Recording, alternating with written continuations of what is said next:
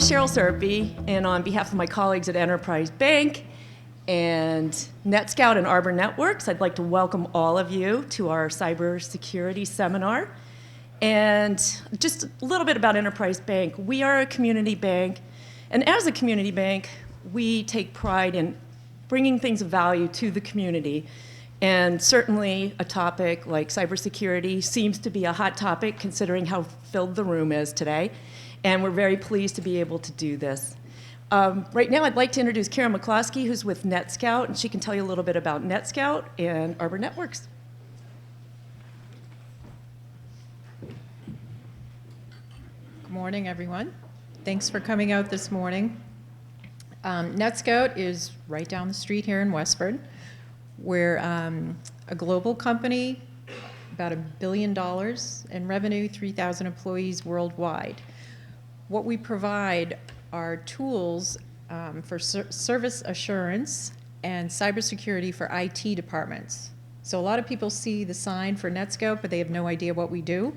And unless you're an IT geek, you probably would have no reason to know what we do. But we help companies like ActonTV, Verizon, Sprint, Visa, MasterCard, all sorts of companies who rely on the network to conduct their business every day.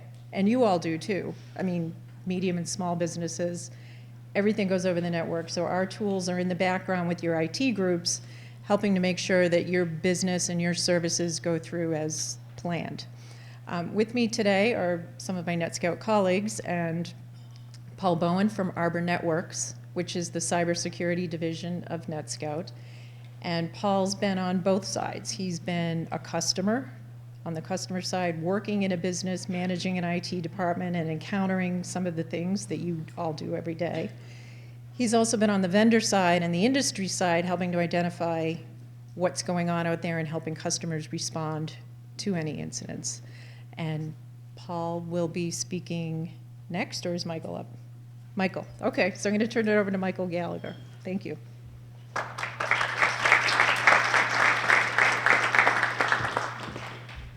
I had to get you warmed up for that by clapping and starting the clapping. So my name is Mike Gallagher, and I work in risk management. So I was sitting in my office one day, because that's what I do. I sit in my office and I wait for people to call. And I get a call from one of our commercial lenders, and I know there's a problem because that's the only time people call me, is when I have a problem. So I said, hey, Joe, how's it going? What's up? He goes, I got a problem. I go, really? So he starts in, he goes, I'm working on this large commercial real estate deal, and I was going through the closing. I got the wiring instructions. I wired out the funds based on the instructions I got from the CPA, and guess what? They weren't the instructions. I said, what do you mean? He said, the money went to Hong Kong for some reason. I said, Hong Kong? Why'd it go to Hong Kong? Aren't you dealing locally? Didn't it make sense? You were supposed to send it to someone local? He goes, no, those were the instructions I got, so those are what I sent. I said, so I think we got a problem. And he goes, yeah, I think we got a problem. So I'm sitting there, so I have a question for you. It's first thing in the morning. I know you all like tests first thing in the morning. How many people think it's the bank's problem? Yeah, blame the bank. Everybody loves to blame the bank. If we lose money, we blame the bank. How many think it's CPA's problem? Yeah, the CPAs aren't raising their hands. No, they aren't. How many people think it's customer's problem? Yeah. One of the things we'll find out today is you don't know whose problem it is. Depending on how it was compromised, if the email was compromised, if our system was compromised, if the CPA system was compromised, if the customer system was compromised, we don't know what happened. So today we're going to bring you through some different scenarios that apply in the cyber world. A lot is happening, and it shows, just based on how many people are here today, it shows the interest in responding to cyber threats. Because we have tried to do these presentations in the past. 2 years ago, we went out and we really hit it with our marketing group as best we could. We got 5 people who wanted to come, so we canceled. Last year, we did the same thing. We went out, we tried to hit the marketing groove again, and we had 10 people show up. This year, 100 people show up. Why? Because it's in your face. It's what you want to know. So we're going to talk about the different types of threats, how you can detect them, how you can respond to them, how can you defend against them, what you're supposed to do once you find yourself in that scenario. So my name is Mike Gallagher. I'm the Chief Risk Officer at Enterprise Bank. We have Megan lally-mcgurl, who is Vice President, who really does all the work in risk management at Enterprise Bank.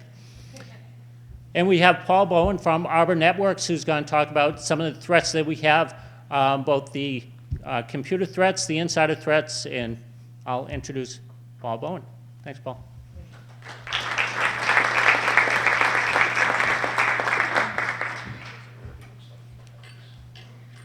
So it's hard for me to see the local screen with my glasses on, and it's hard for me to read the bigger screen without my glasses on, so I'll be looking down occasionally rather than taking my glasses on and off all the time.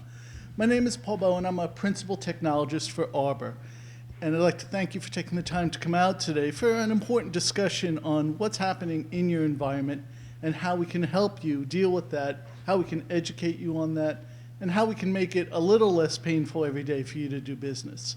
I've spent over 2 decades in the security industry. I started as a consumer of technology at Estee Lauder, where I became the manager of global security of a team of 40 people around the world in 37 countries, managing the risk for Estee Lauder of all their firewalls, all their proxy servers, their antivirus, their VPN, and their dual-factor authentication. Back in 1994, we had these 5 layers of security in place at Estee Lauder.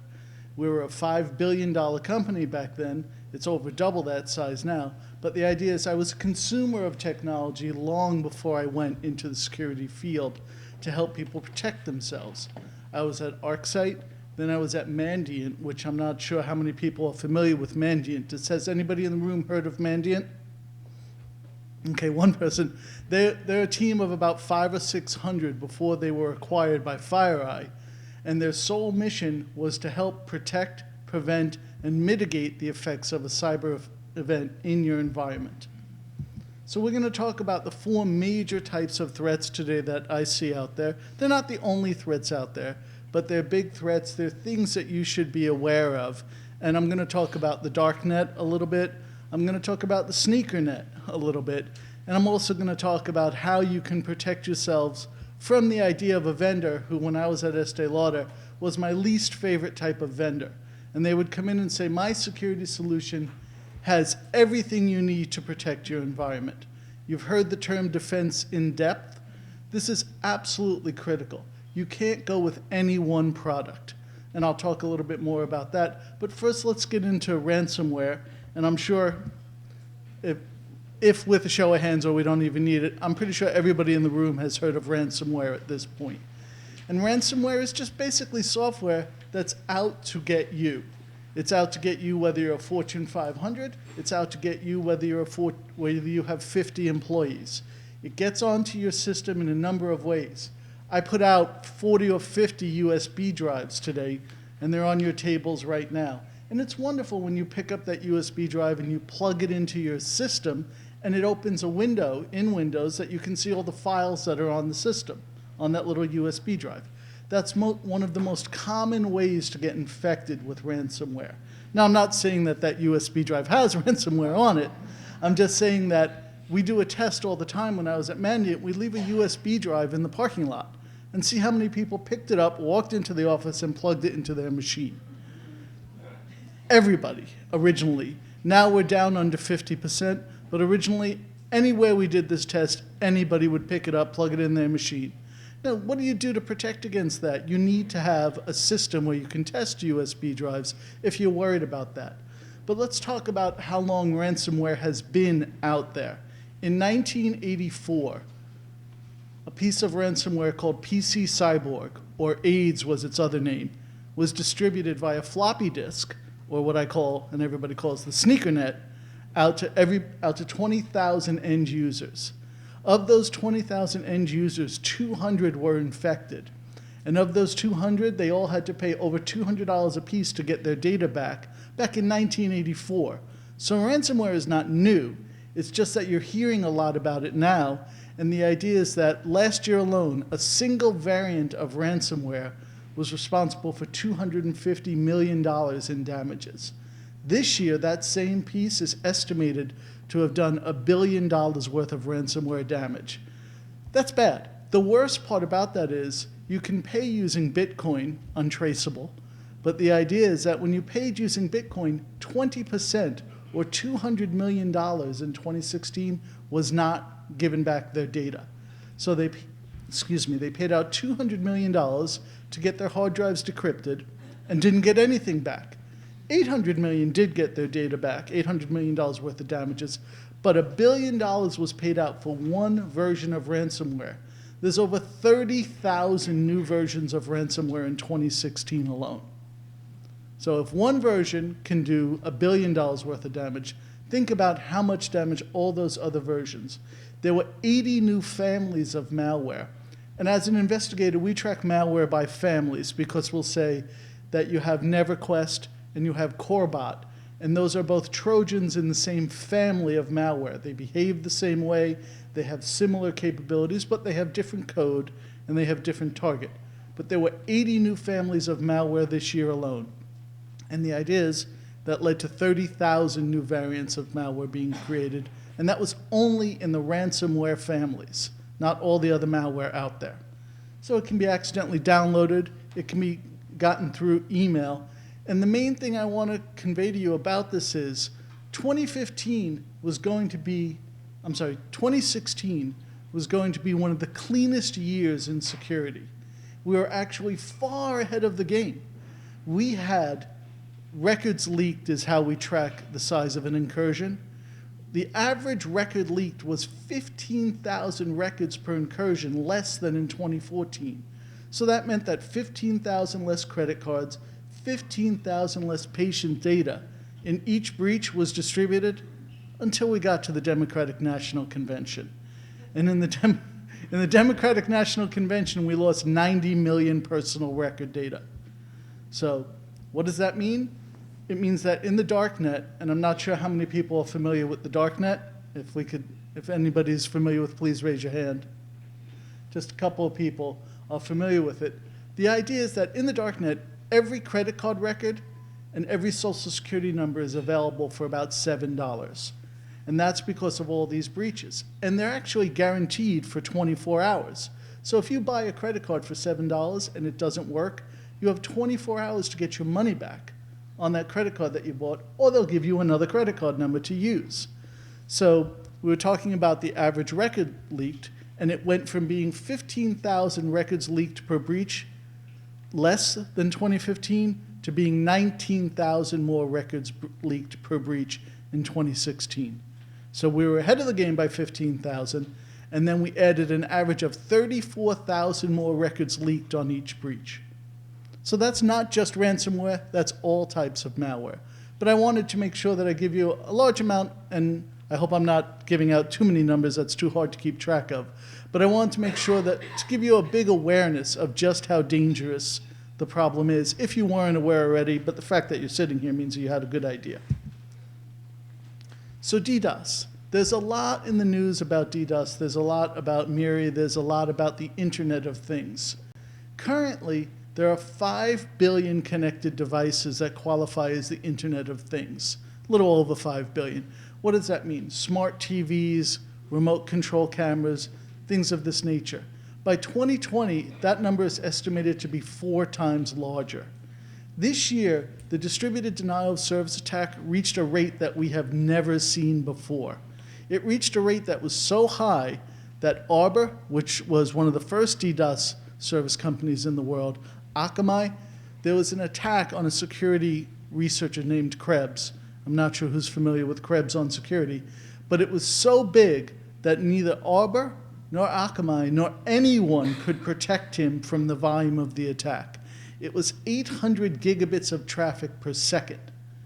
It brought down everybody who tried to protect them except for Google. And Google didn't really want to get involved and protect Krebs from this attack, except they said, well, if we can't protect him, it means we're already at risk. So we'll get involved and we'll see if we can protect him. And they did. They successfully protected him from an attack 4 times larger than ever seen in the history of the internet. So distributed denial of service attacks is just what it sounds like. There's a lot of PCs that are being controlled to attack you or to attack your website or to attack your web provider. And the idea is they can flood your firewall, and they can do different types of attack, like state exhaustion, reflection, and amplification. Each of these is a different way of achieving the same goal, which is taking you or taking someone else off the internet. The Miri DDoS attack was actually done because of Minecraft. What they wanted to do was knock out different Minecraft servers so that customers could only get to their Minecraft servers so they could charge people more money. And by taking out all these other Minecraft servers, they got all the customers, and they were really nice about it. Their software, their virus, actually went out and patched you against all other types of malware before it made you vulnerable to theirs. So for a little while, once you got it, it looked like you were ahead of the game. And then afterwards, you were far behind because they owned you. When I was at Estee Lauder, we used to do something called Polycom surfing. And on a Friday night, we'd sit in the conference room and we'd dial random Polycom numbers to see who left their Polycom on over the weekend. And we'd be able to watch what was going on in other conference rooms around the world. There was nothing illegal about it. If you left your Polycom on and you left it open, we dialed into it, and we could see 99% of the time we'd see people cleaning the conference rooms.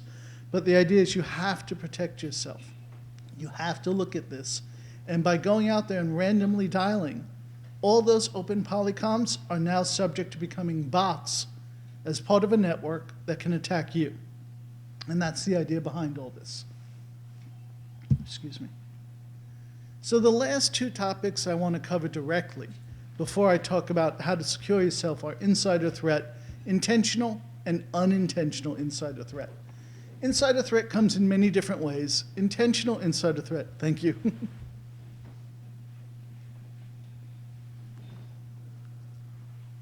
And please keep me on time if I'm going too long. And if I'm going too deep or not deep enough, technically, please also raise your hand and let me know if you want to clarify. I know we do questions at the end, but I'm fine with questions in the middle. So disgruntled employees, there's something called rights creep.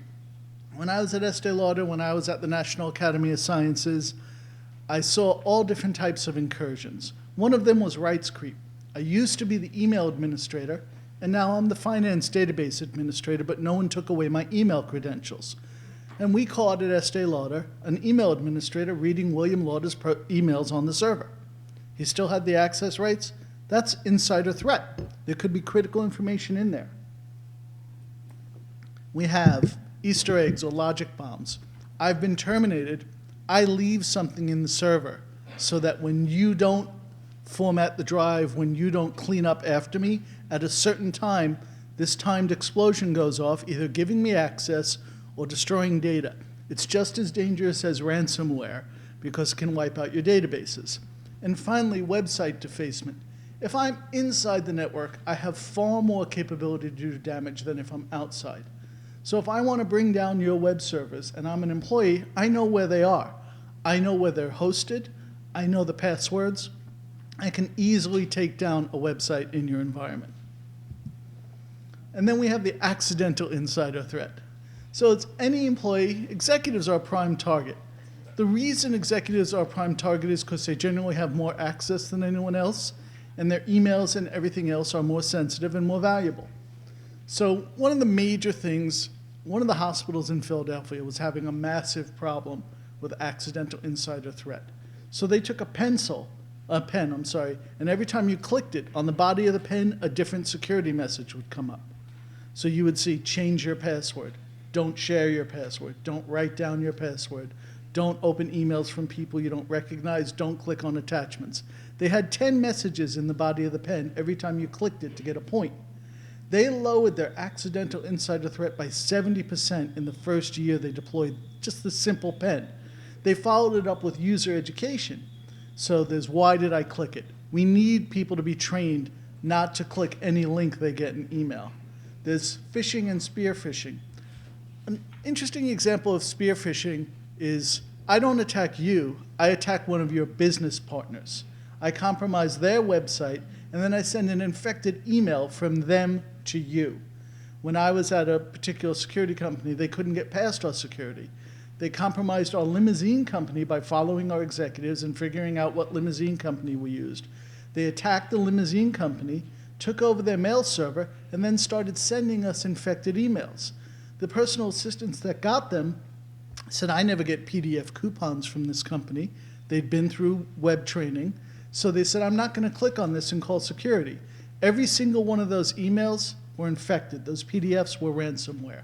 So if anybody had opened one of them, we would have been wide open to the whole system. And finally, insufficient best practices. I was at a National Academy of Sciences, I won't say in which country, and they had used a tool called SysPrep. And what it basically does is it allows you to rapidly deploy systems. Well, they had left the default password on SysPrep. So every system they deployed had admin as the administrator credentials. This was 2,000 Linux servers and 2,000 Windows servers was admin and administrator for the password. So insufficient best practices. Yes, they got owned. Yes, they lost their entire 4 terabytes of data out the door. So insufficient best practices. So what do we do? And I know the next slide is for you guys. I just want to wrap up by saying, how do we do this? What do we do? There's very many security companies out there, Arbor being one of them, and we specialize in DDoS, and we also specialize in advanced threat. And we help you hunt down the advanced threat. Arbor sees 40% of all the world's internet traffic through our scrubbing centers. It gives us a unique view on what the threats are out there. Nobody sees as much internet traffic as we do, and nobody does the research we do. We track over 1,000 of those malware families in real time, and we update you for our advanced threat tool and for our DDoS protection. But my point is, you have to have layers of security. One of my old bosses would always say security is like an onion. You have to peel its layers back to get through. So you need antivirus. You need advanced or next generation antivirus. There are products out there like Cylance. There are products out there like CyberReason. These are endpoint protection solutions. You need a good firewall. You need a good web application firewall. You need something like what NetScout does, which is service assurance, depending on the size of your organization. If you're 50 people, maybe not. If you're 500 people, absolutely. But you have to have defense in depth. So it starts with firewalls.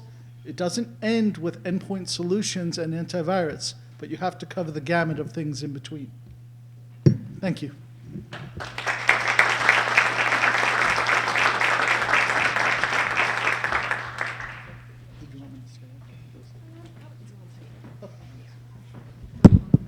So how are you feeling about your cybersecurity right now?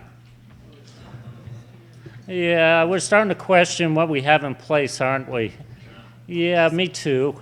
I'm watching these guys and I'm going, hey, what's going on? What are we doing at our bank? And we're still trying to figure it out.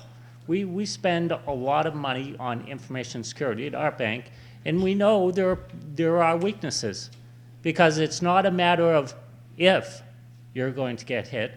It's a matter of when, because we're all going to be targets at some point. Be it an individual, a business, wherever you are, it's going to happen. So in order for you to understand what can happen and what the impact is, you really have to understand the rules. So there are a couple of rules out there. How many of you ever gone to the doctor? Yeah. Did they give you a big form called HIPAA and they said, could you read through this? Could you read all these details for the next 7 pages? It explains HIPAA and how we're going to protect your information. How many people read that information? Yeah, nobody. But you sign it anyway, and off you go. And they have systems in the back that has all of your information. So the doctors, the hospitals, the medical professionals have rules that they have to follow, and that's what HIPAA is. It's the rules that they follow. In the banking industry, we have rules called the Gramm-Leach-Bliley Act. Anytime you come into a bank, you open up a new account, we give you a statement, same type of statement. It's called a privacy statement. Tells you what we're going to do with your information, how we're going to protect that information, and how you can depend on us to be the guardian of your information. You sign away on the document, and you never read it. We know that. But we have requirements. We have regulators. They all come in. They're checking what we're doing, making sure we have the infrastructure in place. The payment card industry, or PCI, they have standards as well. We all know how well they work because we've all been to Target, Home Depot, Hannaford, and our cards have been compromised. So they have standards, they're not as up to date, or actually the standards are very good standards. Applying those standards, not as good with some of the retailers that are out there, but they're catching up. Then behind the federal laws, we have the state laws as well. In Massachusetts, we have some of the most conservative laws in the country as far as data security. They outline what happens anytime a record is breached, what you have to do, how you have to respond to it. And it comes down to, if any of you own a business, how many business owners here or people who work at business? I know all of you, you just don't want to raise your hands this morning. So all of you, if one record, one person's information, if my information is compromised, you have to follow these rules. So you have to be familiar with what the rules are. And then once you're familiar with the rules, I recommend that you build an information security program. And they say, why should I have a program? I'm a small mom and pop shop. I only have a few people working for me, 10, 15 people. It starts to set the tone for the organization, how people are going to respond, how they're going to protect it, how seriously they're going to take your information security standards. Going through and setting up an information security program, it's not that difficult. It's not something you have to make up on your own. But you do have to know the different components and what has to be in there. Paul talked a little bit about firewalls. Yeah, you want to talk about security you have over your system. You want to talk about what users you're going to let into your system. You want to talk about password complexity. You want to talk about the different types of networks that you have, whether or not people can access it via their phone or their laptop and how they protect those devices. So there's a lot of stuff that goes into an information security program. I only recommend that you put it in writing because it really sets that tone. It lets people know who's going to be responsible for what. Because if I've learned one thing about technology or information technology, there's a lot of finger pointing. No one person owns technology because we all own it. We all have access to the computers. We all protect our passwords. We all input information. We all draw information. And because so many people have access to it, it's hard to find the one person who's responsible for it. So draw up your information security program and make sure that you're addressing all areas of technology. If you don't have the expertise internally, find someone to help you out. There are a lot of people out there, a lot of companies out there who are willing to help you with developing a program because you don't have to be the expert. There are other people who can help you through the process. So as you're going through the process and you're developing your programs, what are you trying to protect? In our organization, we protect two things. One is our customers' information. That is our heart of gold. We have to make sure that we protect that. If we fail to protect it, then we have reputational risk and we can go down the tubes very quickly. We're fortunate, or most companies are fortunate, that people's attention to breaches these days has become very small. You hear about a breach and 5 days later you've forgotten about what happened. We all heard about Sony and how many people were affected. We heard about the government and how many millions of people were affected when their systems were breached. We forgot about it. We remember some of them like Target or Hannaford or Home Depot, but for the most part we forget because we can go to the bank, get a new card, we can mail, we can get a new card, and we move on. The second part that we protect is we protect our financial information. The financial part is what hackers are after. You know, there's a reason why they're hacking this information to get the credit card information is because they want your money. They don't have money, they want money. So they're going to trick you, fool you, spoof you, do anything they can to get to your money. They're looking for passwords, they're looking for access, they're looking for information. They're going to be monitoring accounts, email accounts, to see how you talk and you converse. So they're after that financial information. So what you can do is a couple of simple things. Most banks, you can look up your account using your phone. You can do it on your laptop. You can do it on your PC. All of the information is instantaneous at this point. If you go to the store, it's going to pop onto your account right away, and you're going to say, oh, I was just at the gas station. I don't know how many times my wife has called me at 1 o'clock saying, who'd you go to lunch with? Why'd you go to the Athenian corner? And I was like, how'd you know I was there? And she's right on the account. She's seeing what's popping up. So we want to make sure that we're checking our accounts, doing reconciliations, having controls in place that are going to make sure that the transactions in our accounts are being monitored. We've had situations recently. We had one situation where one of our customers lost $1.7 million because there was fraud on their accounts. They didn't have anybody watching their accounts. They didn't have anybody monitoring. You're saying, how can someone lose $1.7 million? That's crazy. But it happens. So make sure people are watching your accounts. You have controls in place. You can limit the amount that people can do transactions on your account for. You can limit it to $1,000, $2,500, $10,000, depending on your company and what flexibility you need. Make sure you know the people that you're dealing with, your employees. Do the background checks before you hire the people, before you put them in place. Once you give them access, maybe consider how much access you're giving them. If you're hiring someone from high school and you're giving them full access to your database or your credit card information, is that a smart move? These kids are a lot smarter than we are. They know what to do with the information. My kids just run rings around me. So make sure you know the people that you're dealing with. And one of the things you can't forget about that a lot of companies do forget about is physical security. Where do you keep your PCs? Where do you keep your networks? Where do you keep the brains of your organization? Where do you keep your customer data? How is it protected? Do I have cameras? Do I have locks? Do I have alarm panels? Are they set up? Can people just walk into it? Is it kept in a locked room? Don't forget about the physical security. And I know today we're talking about cyber threats and everything that can happen electronically. Just a quick note, don't forget about the paper. We all still generate an enormous amount of paper with a lot of information on it. It's the same information that you have on your system. You're generating reports, you're throwing it in the trash, you're throwing it in the dumpster, it's not being shredded. Have a good shredder in place. Make sure you're destroying those documents. Make sure you have a good retention program in place, and it's all going to help you. Did I tell you it's our job to scare you this morning? So I'm going to have Megan now talk about some internal controls and protections that you can have.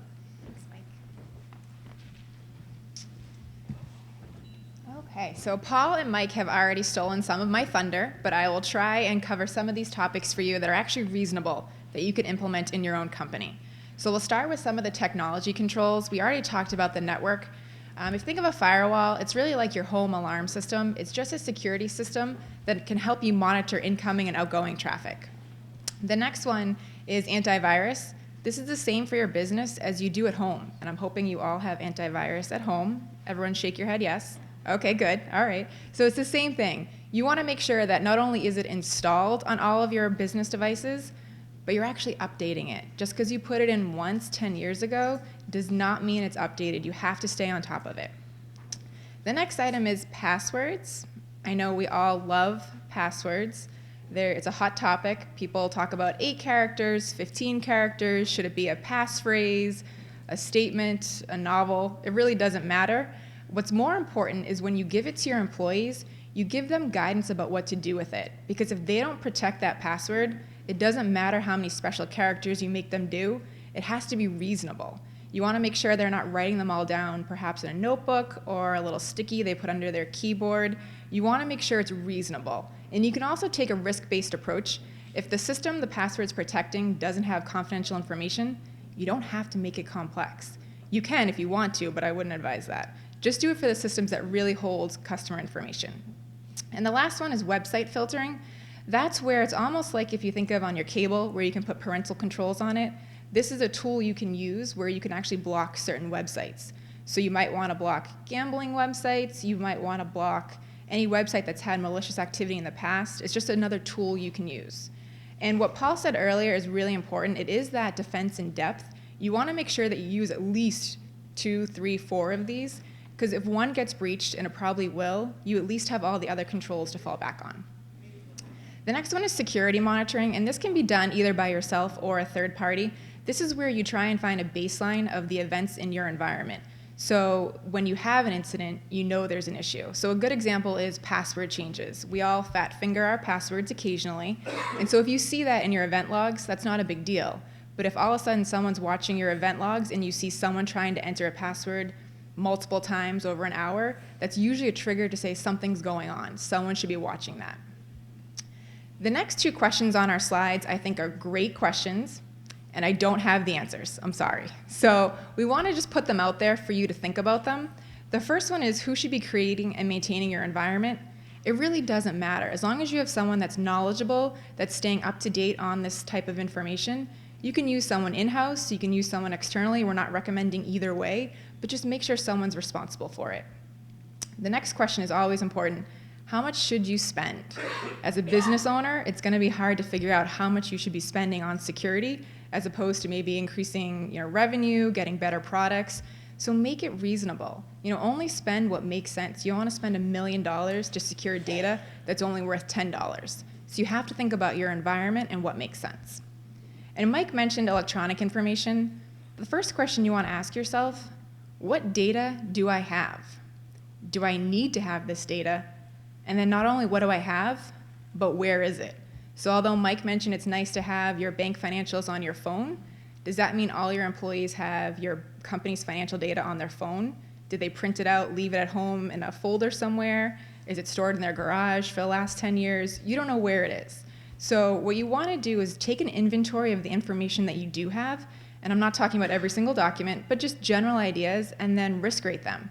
So do I have public information? Do I have customer information? And then you can start focusing on protecting the more confidential information. The public information, maybe you don't spend a lot of time on. And the last one, user access, we've kind of beaten that to death, but I do want to really emphasize user access. And the best part is, in your company, I'm not sure if someone in human resources is separate, but you really want to be tied into that process. You want to know when new employees start, so you can review their access. You want to know when they transfer jobs, as Paul mentioned earlier, because they might keep their old rates when they move to a new job. And then when they leave, you want to stay on top of it. On the next slide, we'll talk about vendor management.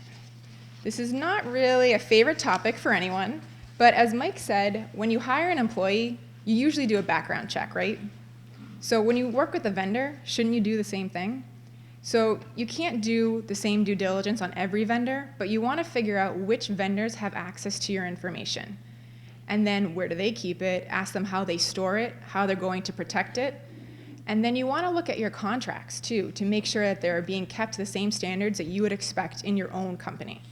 And then make sure that they are required to let you know if they have a breach at their location. We see some contracts that say the vendor will let you know in a reasonable period of time. That is not sufficient. You want to put a specific time period they're required to let you know. At the end of the day, you're the business owner. If your customer's information is compromised, it really doesn't matter whose fault it is. They're to come back to you, and it's severe reputation harm for you. The last one is training your employees on this slide, and Paul mentioned it, but we think it's really important. You want to have someone at your business that's staying up to date on all of the cyber information security, and then you want to share that with your team members. So maybe you create a quarterly newsletter, or you have an internal website that employees can go to see the information. Because we originally took the approach of, anytime there's a big deal, you send out an email to your employees. They get really tired of that really fast. So you don't want to do it that way. It's really, a newsletter or something else where employees can go and look at. And then once you've trained them, which is very important, it's open season. It's time to start testing them. So our employees in the back can attest to how exciting it is to be tested on information security. It's not fun, but it's really important, because if you spend all this time training, but then you don't figure out if it's actually effective, it doesn't matter. So you really want to test your employees. One example is the phishing emails that Paul, again, already mentioned. That's an important one. You could have someone come into your training room, talk to them for an hour until you're blue in the face, but until they're sitting at their desk in their day-to-day jobs and they get a phishing email, you're not going to know how they're going to respond. So that's a really good way to test them. And the other example I would give is a clean desk audit. Once you set your policies to say you shouldn't leave out confidential information or your passwords, walk around after hours, before hours, just check. Don't go in draws or anything crazy, but just, look at their desk, see what they have out there. Did they leave a report on their desk that they shouldn't have? Do they have passwords taped under their keyboard or perhaps their phone? We do see quite a bit of that, and we do have to follow up, and it's okay. It's just a chance to retrain and get everyone on the same page.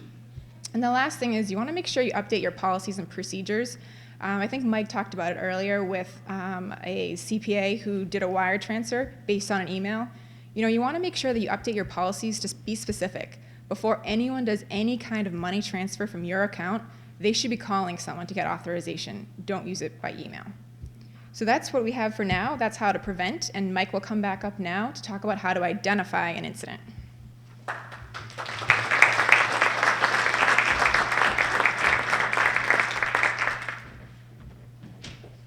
So how's it going so far? Still nervous? Yeah, still trying to figure out how to wrap your head around all this? Yeah. How many of you are trained in technology?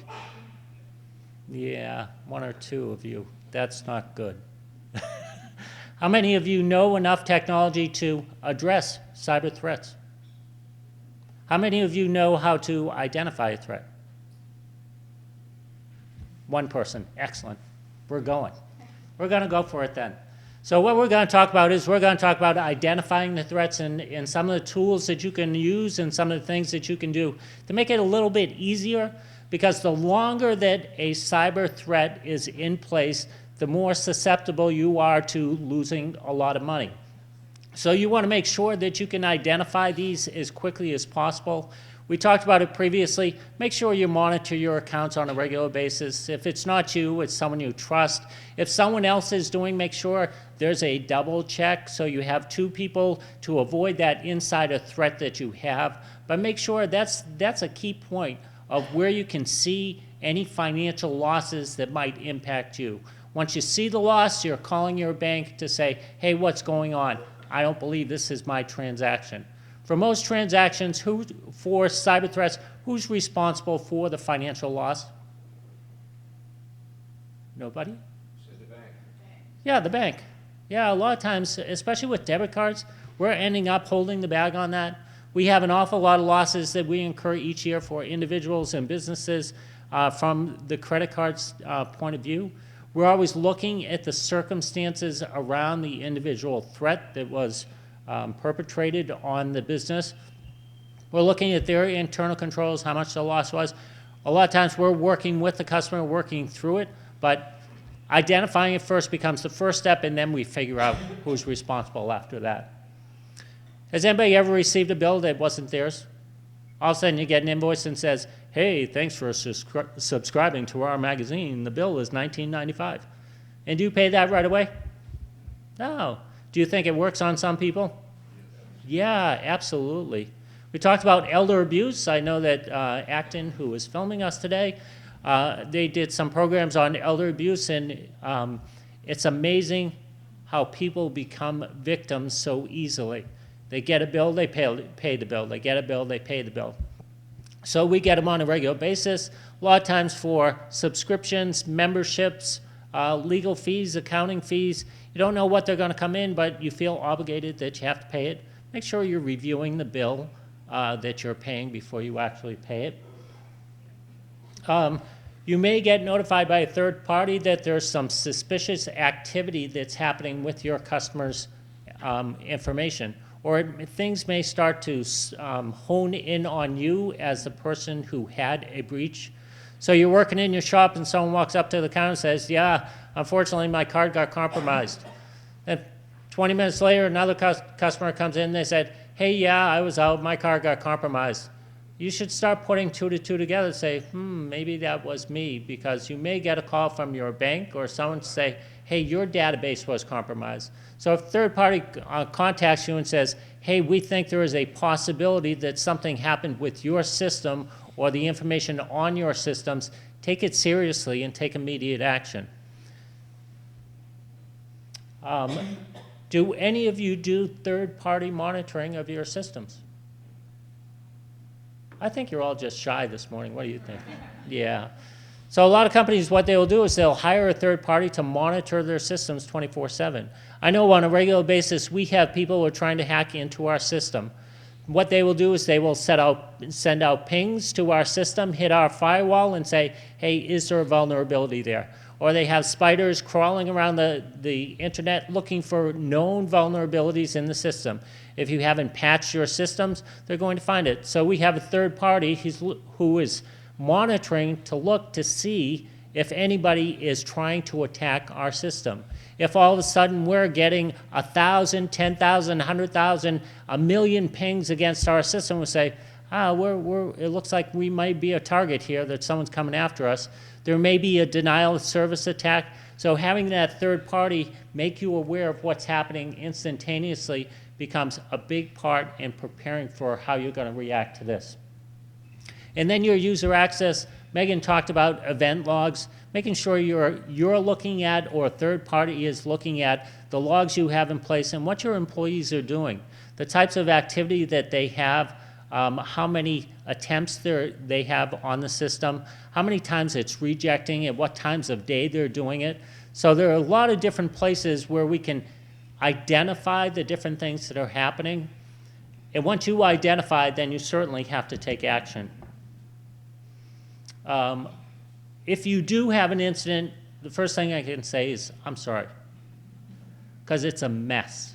If you find yourself in a situation, it is like tacking Jell-O to the wall. It's hard to put your finger on what happened, how it happened, and how long it's going to last. So you have to take action fairly quickly. Beforehand, one of the things you can do is you can develop a plan.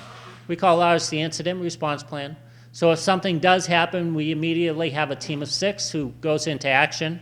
It's their responsibility to make an initial assessment and make the initial determination as to what actions have to be taken. It could be as serious as shutting it all down. Pull the plug right now, no one else is coming in or going out.